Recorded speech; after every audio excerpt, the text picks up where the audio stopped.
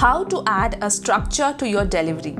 Yes, adding a structure to your delivery helps you to stay on track and helps you to save your time. Otherwise, there is a chance as a public speaker to go haywire, and you realize after a few minutes that you are talking something which is not relevant and not connected with the topic which you started off with, and you jump out of the topic and it becomes difficult to come back again to the topic. So here are a few phrases which you can use to structure your presentation. Number one, you can say moving on to dash dash dash, yeah, and then you can continue saying that, moving on to the next topic. Within that few seconds you can drink some water. That time the audience also get a breather, to take some time and relax. So number two, in terms of, okay. Number three, let's now discuss.